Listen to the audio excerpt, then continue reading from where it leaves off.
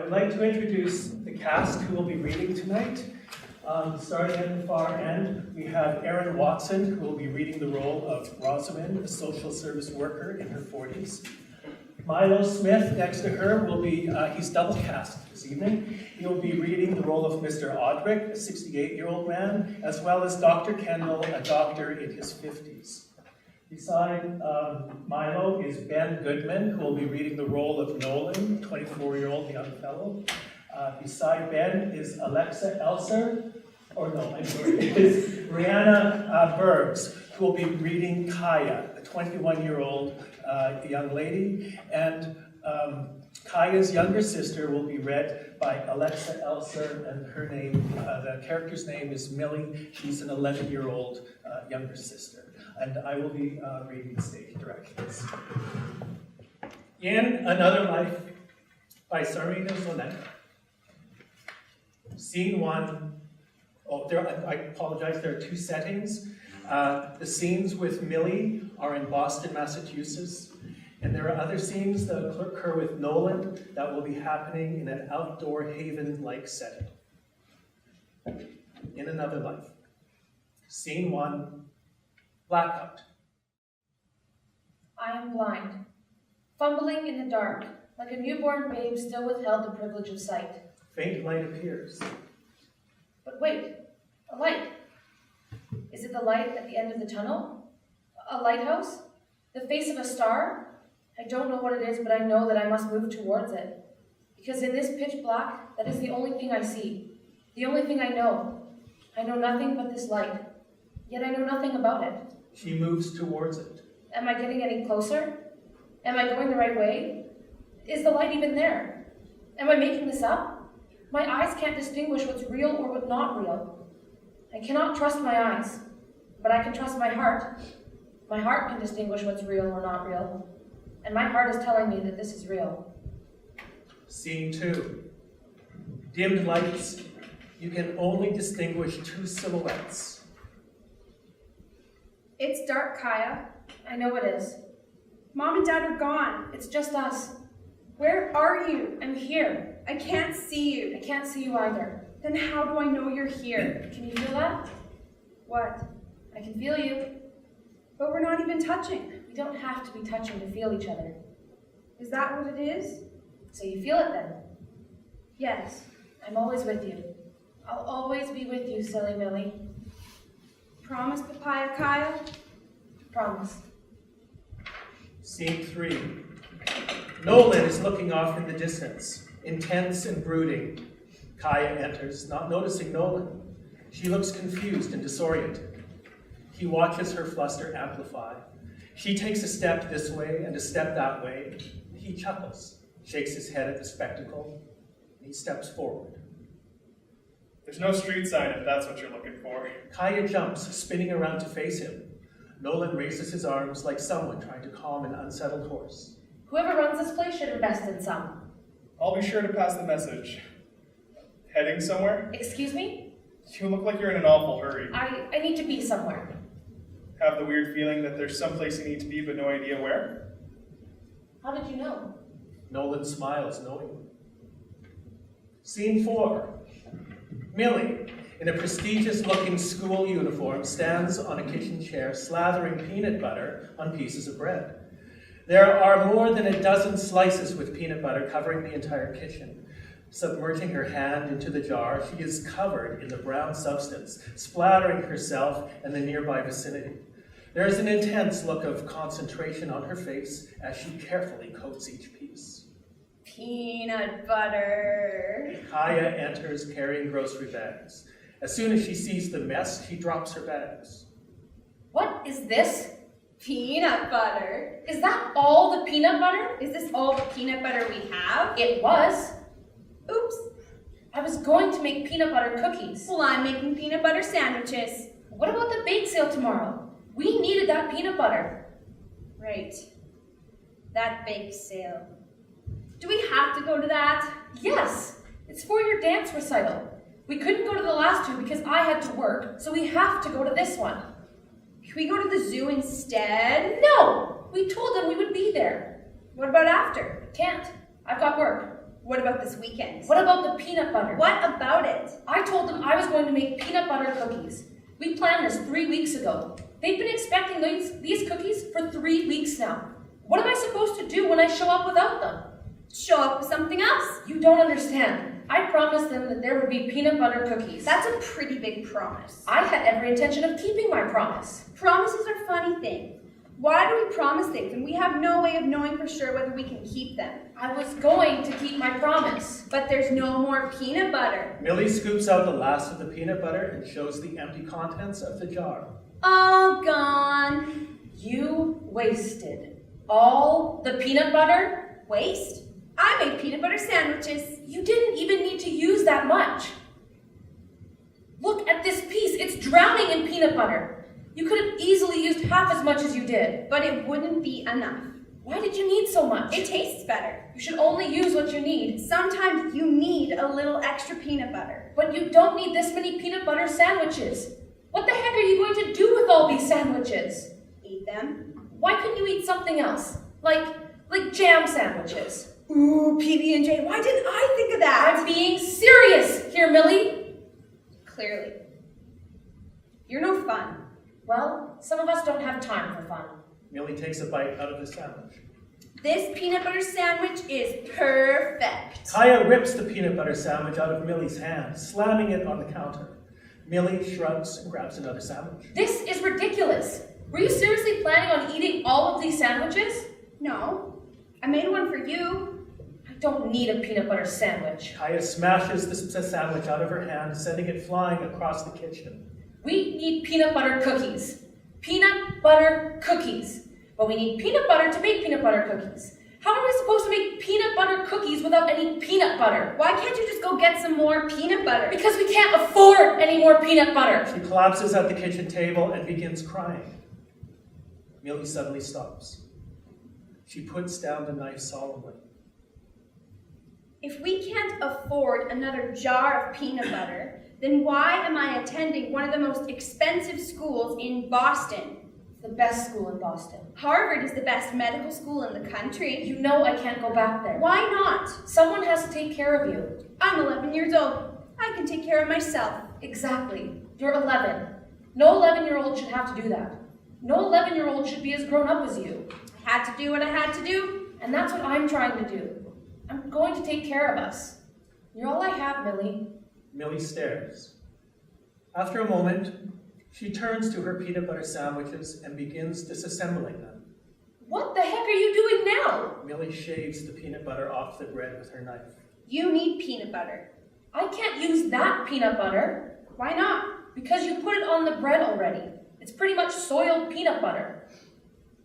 I don't see any soil in this peanut butter. Don't be ridiculous. It's too late. It's never too late. For me it is. Whatever happened to my Kaya?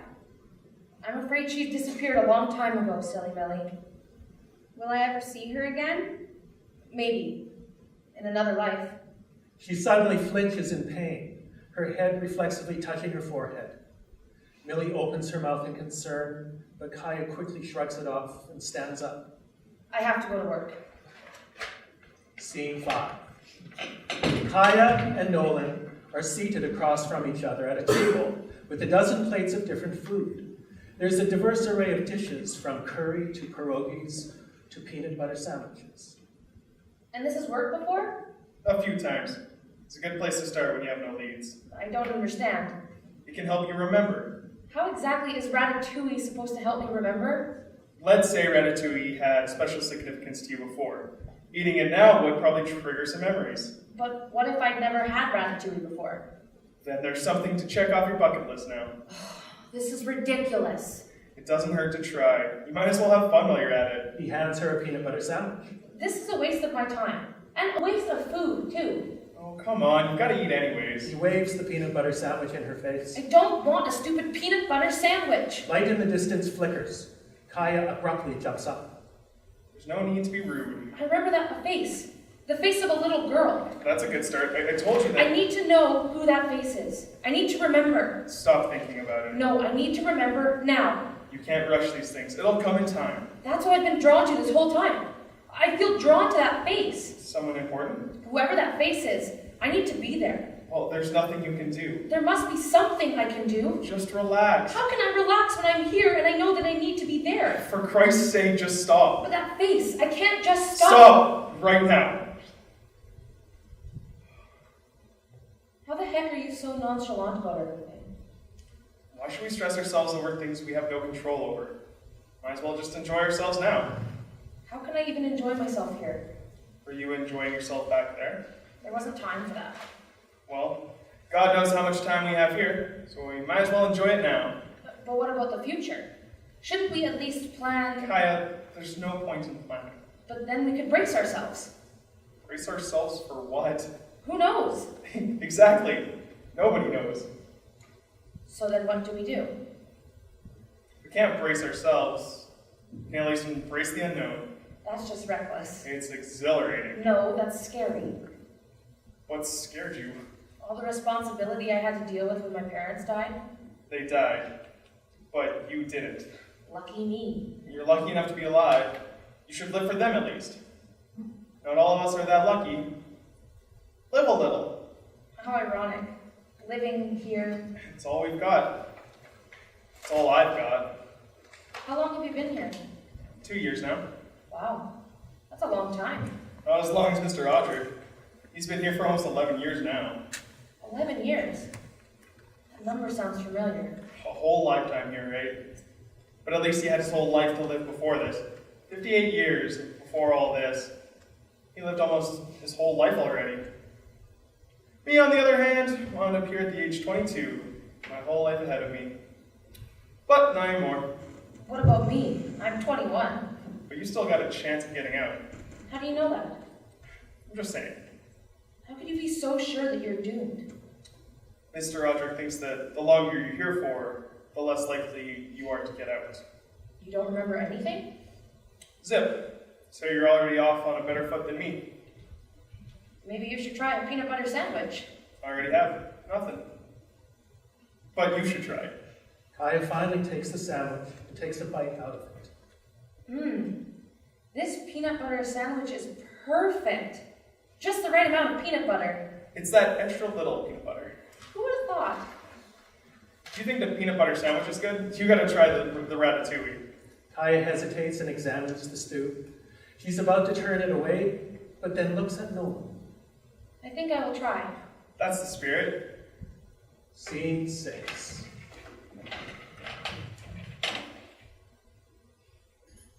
When Mom and Dad were still alive, we used to go to the zoo once a month.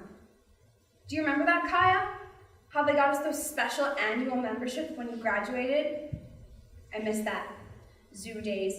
With you in med school and Mom and Dad both working, zoo day was the one day I got you all to myself. Nobody else but us and the animals. Our family and their family. We were there so often, I feel like we were one big family. My favorite was the walruses. You knew that more than anybody. How I refused to leave the zoo without seeing the walruses. So I would drag you, Mom, and Dad to the walrus exhibit each time. I could never tell if you liked the walruses or if you just pretended because I liked them so much. I loved them. I loved all their big fat rolls and their giant tusks. Remember big old Patty? She was always my favorite. But I loved her even more when Delilah's mom passed away. Little Delilah, orphaned at 1 year old. But Patty took Delilah in, even though they weren't related at all. I couldn't get over that. You couldn't tell they weren't related, though, by the way they huddled up so close to each other. They were inseparable after that.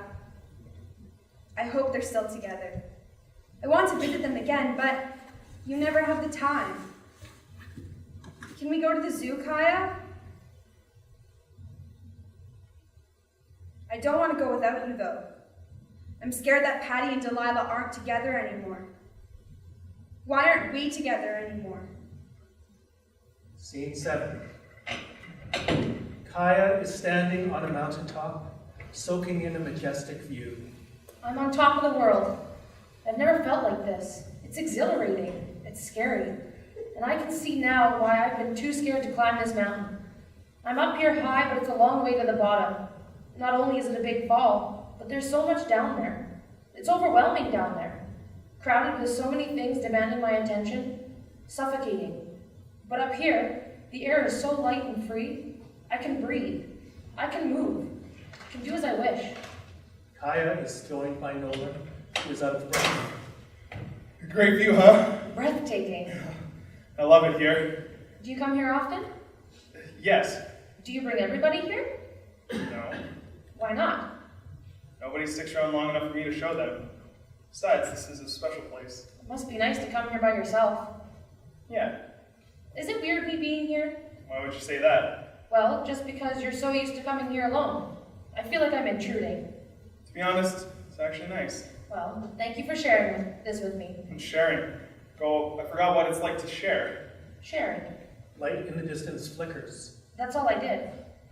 Back there? Yes, With who? that face. That little girl. I don't remember why, but I shared everything with her. She seems like she meant a lot to you. I guess so. I don't know if I could do that. What? Share everything with somebody. Why not? It's a lot. I don't think I could split up everything I own. Call me greedy, but sometimes I just want to have the whole cake to myself. That's a lot of cake. Isn't it exhausting giving up a portion of everything to someone else all the time? Yes, but it's also reassuring. How? Knowing that you're not alone. That you won't get fat alone. That must be nice.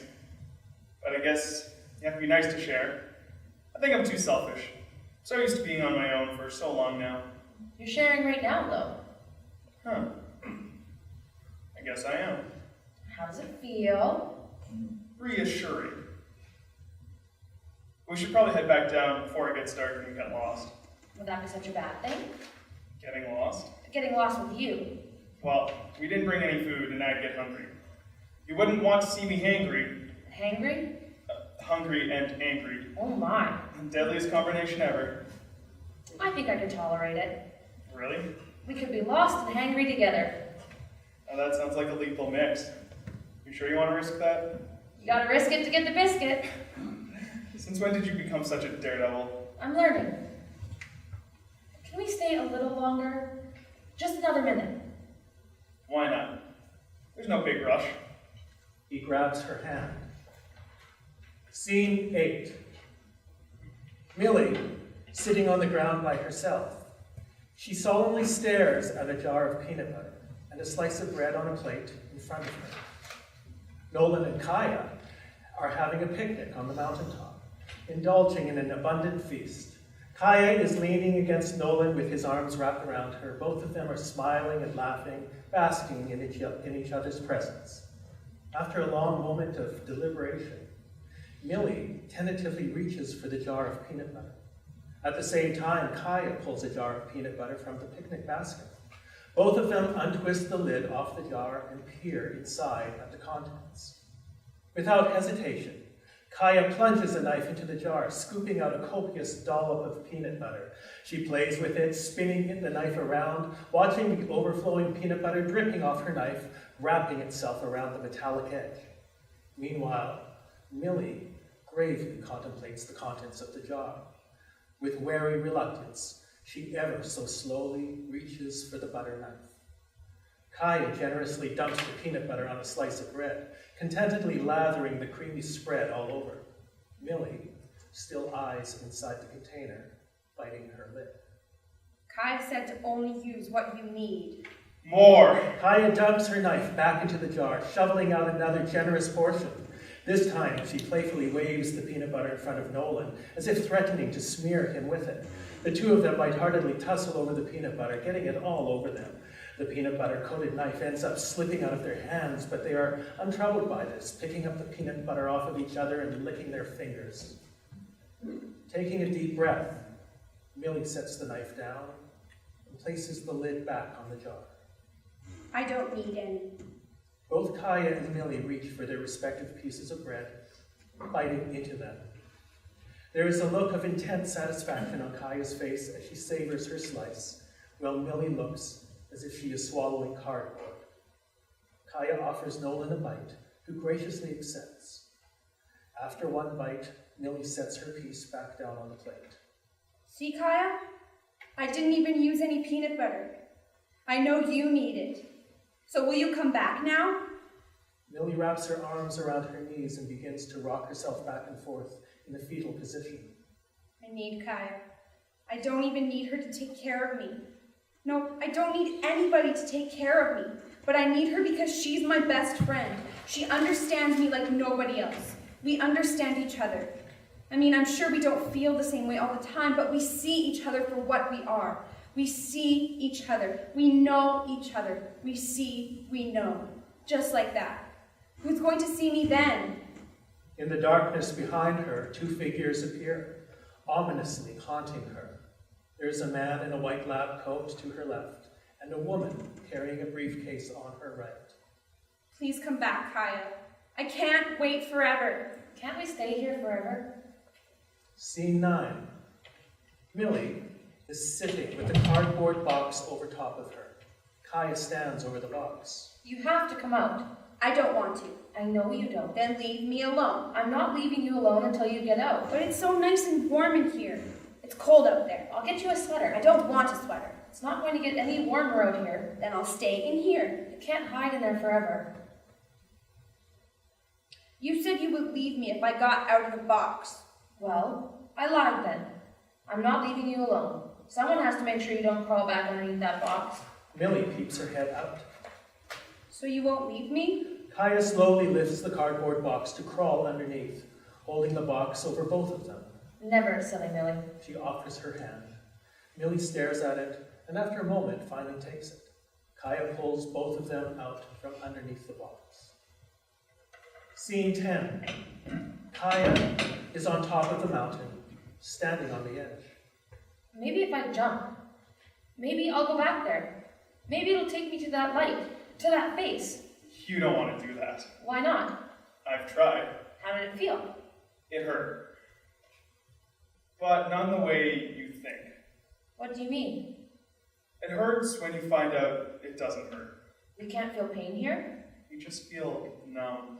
So we're invincible here. I guess you could say that. Shouldn't that be empowering? To not hurt? To do whatever we want here and not have to worry about pain? We still hurt. It's just a worse kind of hurt. So is that what I'm feeling? I don't know what else to do, Nolan. How else can I get back? Jumping isn't the answer.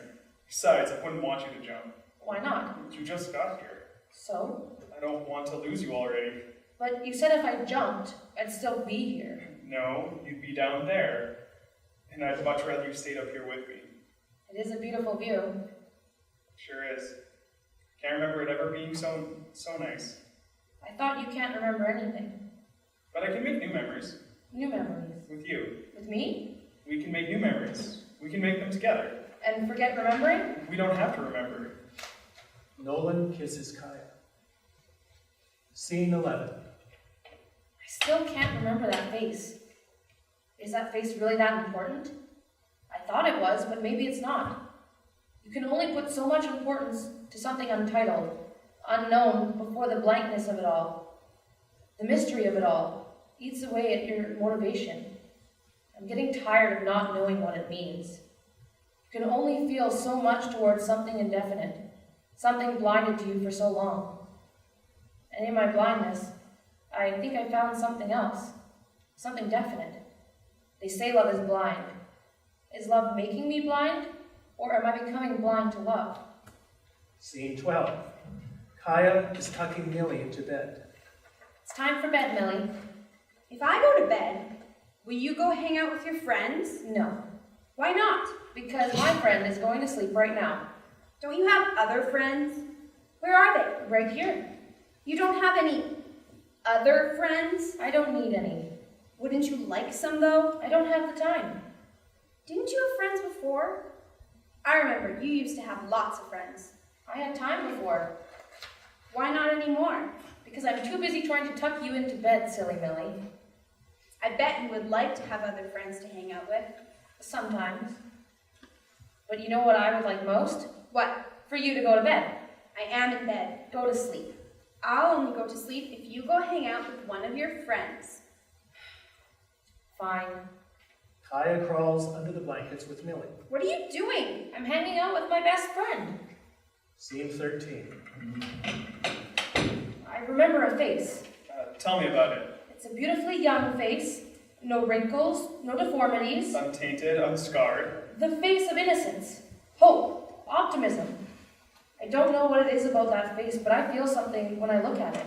Like what? Like something deep inside of me is stirring. Some burning desire, like a warm, boiling stew. It's my fuel, my sustenance, the fire to my engine. It drives me. This fuels everything I do. When I see this face, I feel urged, rushed. I'm worried, I'm protective. Sounds like you're devoted to this face. Some sort of tiring duty? But at the same time, it eases me. I don't feel alone. I feel connected to this face. Like there is some invisible chain binding me to that person. Invisible. I know, right? How can something so strong exist if it is made up of a substance that is unseen? But then, how can you break something you can't see? Can you break it? You can't. An invisible chain, because there is nothing in this world or that world that can destroy it. Unbreakable. But do you want to break it? It is a shackle, but also my anchor. It weighs me down, but it also grounds me. It holds me back, but it stabilizes me. She is a leash, but she keeps me from straying too far. She is my burden. She is my responsibility. Just as she is my inhale, she is also equally my exhale. She empties me, but she also fills me up. She is my foundation. She is my everything. The light in the distance flickers. She is my sister. You remember now? So why am I still here? I don't know. Nolan? Maybe you haven't remembered everything yet. What else could there be? Can you just give it some time? Millie's voice echoes. Please come back, Kaya. This startles Kaya, causing her to spin around in confusion, trying to find the source of the sound. My sister. I can hear her. Why can I hear her? Just give it some time, Kaya. Millie's voice rings out again. I can't wait forever. I don't have time, Nolan. Why are you in such a rush? My sister needs me. It all makes sense now. The sense of urgency, the need to be somewhere. I need to be with my sister. Maybe you're needed somewhere else now. What are you trying to say? Is it really such a bad thing that you're still here? I need to be with my sister. No, but aren't you happier here? Well, yes. I don't think I've ever been this happy before. Neither have I. And if I leave, You leave this place. I leave you here. But if you stay, There's no going back. it's either here or there. It's either you or Millie. Scene 14. Excess. We live in a world of excess. Indeed, you can have too much of something. But excess does not necessarily mean that you have more than what you need. Most often we acquire too much of the things we don't need. Excess is often a sign of something missing in our lives, and excess arises as the result of trying to fill that gaping void. We try to fill the hole with other things, things that can't fill the hole, things that can't make us whole. But we try anyways, dumping thing after thing into a drain. That's what I did for 58 years. They say I had a life before this, an excessive existence of endless emptiness. When Margie died, I tried to compensate the crack in my soul with other things. Knickknacks, projects, activities. And that was the problem. I was well aware of that tear inside me. It was metaphorical. There was no actual tear in my heart. Why do we try to fill a figurative fissure with tangible things? A material hole can only be filled with material content. An immaterial hole can only be filled with the impalpable material. Mr. Audrick sits down on a park bench and begins reading a novel. Nolan enters. She remembers everything now. You have to tell her. I've been lonely for so long, and now she's here. You have to do what's right, Why can't she stay? because she doesn't belong here. Clearly, look how much she's remembered. It's not fair. Life's not fair, Nolan. Look at us. We are the rejects of justice. If we've been so wrongly treated, why do we have to do what's right then? It's the right thing to do. I'm tired of doing what's right. We keep helping people return even though we can't remember ourselves. We help them escape while we sit here trapped. We don't have to help them, but we do. For what? We get nothing in return for it. Isn't it reward enough to see someone be able to live their life? It's starting to feel like a slap in the face now. Endlessly reminded that we can't live our own lives. Stop being selfish. You don't understand. Where do I lack understanding? You had 58 years to live your life before coming here. You had a whole life. Time is irrelevant. You think that's a life, Me? but... I was only 22. I had my whole life ahead of me. And so does Kaya. Her life is waiting for her back there. What if she wants to stay here too? Then that's her choice. But you have to tell her the truth so that she can make that decision for herself. She's going to choose this life. But this is no life, Nolan. You know that. And you know what needs to be done. She has to go back. This is bullshit. She has the rest of her life to live. Do you want to take that away from her? But we're both happy here. And how long will that last? I know you two. You're both good people. You'll be happy at first, but then the guilt of having turned that life away will make you both turn from each other. But I love her. If you truly love her, you will let her go. I thought love was selfless. It's about putting another before yourself. Why do I feel so selfish? Because you've been putting others before yourself for so long. And nobody's perfect, Nolan. You're allowed to feel selfish once in a while. But you can't be selfish for long. You can't let selfishness overrule you. Why not? Selfishness is destructive. So how do you combat that? Selflessness. Selflessness. That is productive. That will last. That's what made me fall in love with Kaya. Her selflessness. Don't take that away from her. Destroying the very thing that defines her, the thing that you love about her, will only destroy your love. Follow her example. You think she'll remember me in that life? Love is a powerful thing. I hope she does. I'll take you two to it. Why am I still here? Nolan paces back and forth, struggling with himself. Finally, he stops and let out a heavy sigh. Because you don't want to leave. What? You could leave. Right now if you wanted to. I have the choice? I should have told you sooner. I'm sorry. I was selfish and I wanted to keep you here for myself. Then why am I still here, Nolan? It's a question you need to be asking yourself. Because while I see my sister's face, I also see your face. And there's a chain binding me to you too. But I'm no anchor. I'm a burden. I'm a shackle. I'm a leash. I love you too. You shouldn't love such a despicable, selfish person. I'm limiting you. I'm holding you back. I'm keeping you in this prison. You're not keeping me a prisoner. No, but you're keeping yourself a prisoner. I'm not a prisoner here, though. I've never felt so free, so liberated. I'm finally embracing life and living for me. Oh no. Mr. Roderick was right. You've made me realize that I can't keep denying myself of pleasure. I've sacrificed all the good things in my life. Your sacrifices made you good. My sacrifices came at the sacrifices of my own life. A good life. A pathetic life. Look what I've done to you. You made me open my eyes. I didn't want you to close your eyes to the truth that's in front of you, to what you should do. I don't want to close my eyes to you, though. But then you can't open your eyes to your sister again. I don't want to if you're not there. Don't keep your eyes closed to your sister. She needs you. I need you. Not as much as you two need each other. Don't you need me? Don't make this about me. Why not? I'm a lost cause. Maybe for now, but There's no hope for me. you don't know that. Why are you giving up? I'm not. How can you give up when you've already lost? But I love you. I love you too. Can't that be enough? It can't save us, no matter how much we love each other. It's not fair. I know. But you know what would be even more unfair? What? Not going back. Millie. Yes. And you. There's no life for you here. But I wasn't living back there. But you can start. It's never too late. That's what my sister always told me. Scene 15. Dr. Kendall and Rosamond are in his office. Millie sits outside the room.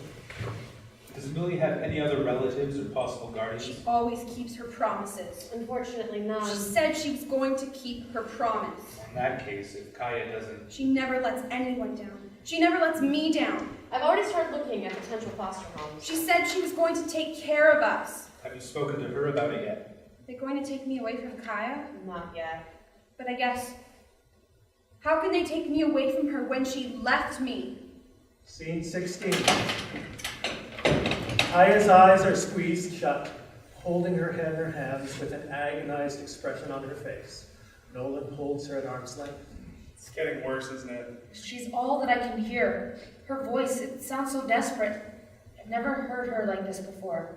Can't ignore her any longer. You can't make her wait any longer. And her misery already. But then I'm subjecting you to misery. It hurts to do what's right. But how is there a right answer when no matter what I do, somebody is going to get hurt? Hurt the person who can endure the pain. You can endure the pain? I have no choice. I don't know if I can endure the pain. You can. You will. How do you know? Because you've been through so much. Haven't I been through enough? Just one more. This is the last sacrifice. Then what? Then you live your life, unrestrained, uninhibited, unapologetically. And live for myself? Yes, but not just yourself. For my sister? Yes, but not just her. For who else then? Me. Live for me and for everything I can't do.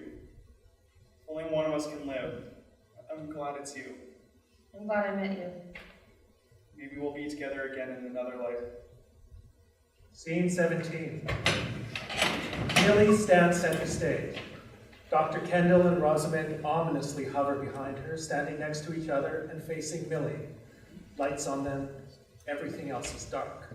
The results aren't as promising as I would like them to be. Maybe she doesn't want to come back. Didn't everything go perfectly though? I mean, I wouldn't blame her. They did, but things haven't gotten any better since then. What is there for her here? Work? It's been almost a week. There's me, but I'm afraid we've hit a plateau. I guess I'm just another burden for her. Is there nothing else that can be done? But she can be my burden now. It's the least I can do. I've done the best I can. The ball's in her court now. I'll take care of my sister. Dr. Kendall and Rosamond approach Millie. Rosamond gently places a hand on Millie's shoulder. That won't be necessary. Why not? Your sister doesn't need to be taken care of anymore. She's still here though. Millie steps to the side, and lights suddenly appear on a hospital bed. Kaya lies unconscious in the bed, hooked up to an array of tubes and machines. Millie reaches for her sister's hand.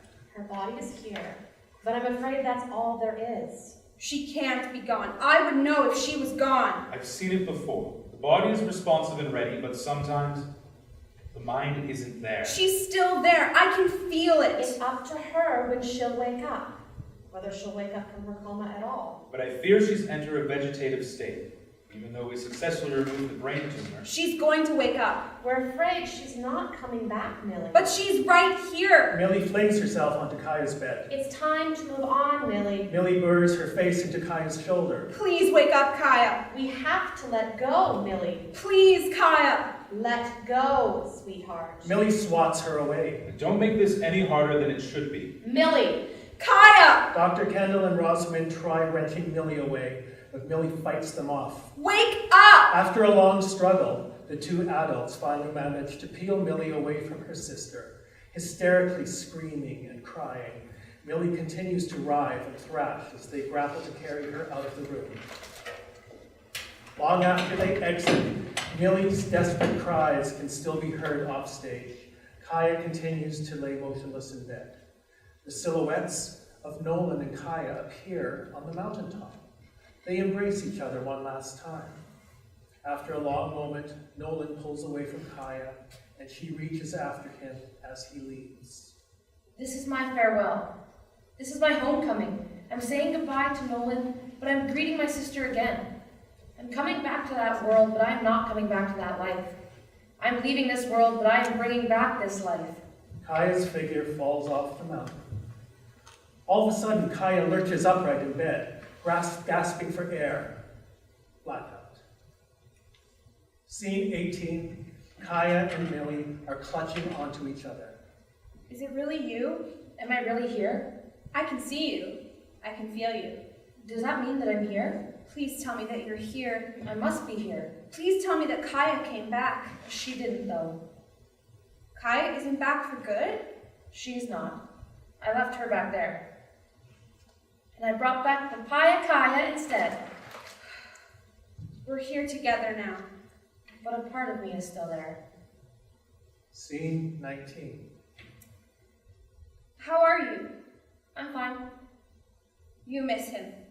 You believe me? Of course. Why? I know you. You're not creative enough to imagine something like that on your own. Thanks. It's the truth. You would have liked him. Yeah? Just like you. How? He loved peanut butter. Peanut butter. He always used the right amount. Sounds like a keeper. I would have kept him if I could. I'm sorry. Don't be. I'm not. But you were so happy there. That was the problem. What? I needed to be happy here. And are you? Honestly, I am. I'm happy that you're back. I'm happy that Papaya Kaya is back. It's good to have her back. Soon to be Dr. Papaya Kaya. Hey now, we'll see about that.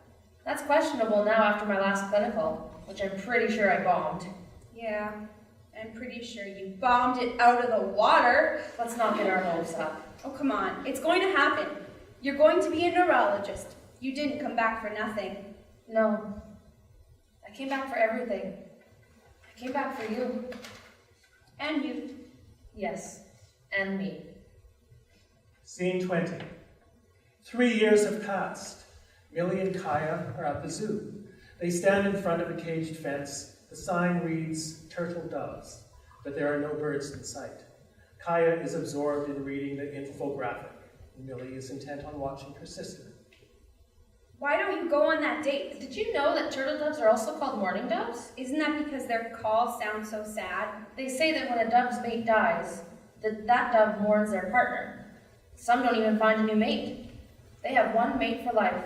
You know, you're not a mourning dove. But there's been some evidence of doves finding a new mate. It's just a date. Maybe. Maybe you'll finally find him. It's been 3 years. So? There's no record of him anywhere in Boston, much less Massachusetts. He could be anywhere. You make it sound like a bad thing. Well, isn't it? Doesn't really narrow down my options. No, but that's the bright side. It opens up your options. That's a lot of options. The more the merrier, right? Silly Millie. Hey, I'm almost 15 now. I don't care how old you are. You'll always be my silly Millie. Good, because you'll always be my Papaya Kaya, no matter how old, overripe, and wrinkly you get. Time for the walruses, I think. Don't you want to wait for the turtle doves to come out, though? That could be ages. But won't it be worth the wait? I'm not waiting that long. They might not even come out. But they might come out. Do you want to waste the rest of your day waiting for a couple of birds? But The zoo is closing in 20 minutes. Come on, I know you want to see the walruses. Kaya walks away, but Millie doesn't move. let's check out something else. Are you feeling okay? You said the zoo is closing in 20 minutes, right? 19 minutes now. If we hurry, we can make it to the walruses. It's okay. I want to see something new. But don't you want to check up on Patty and Delilah? I'm sure they're fine. They're probably annoyed of us by now anyways. Always checking up on them like paranoid parents. Besides, they've got each other to pester. Don't need us to do that. I can't believe this. Well, come on. I thought you didn't want to waste our last 19 minutes here. 18 minutes. Hurry up then. I hear they have a new peacock exhibit. Let's check it out then. Millie extends her hand to her sister, and Kaya takes it. They walk off together. Scene 21. It stings being in this world without you. I'm starting to question whether I dreamt you up, whether what we had was real, whether you were real at all. I remember everything. Do my memories speak truth? Memory is such a fickle thing, favoring this and then that, molding our memoirs in accordance to that. I started to doubt them, but then I remember the feelings. I can conjure them up so vividly. Sensations such as these can't be synthesized from supposition. And I remember that I can trust my heart. My heart can distinguish what's real or not real. And my heart tells me that you are real, that our love was real, that our love is real. A light in the distance flickers, and she looks towards it. End of play.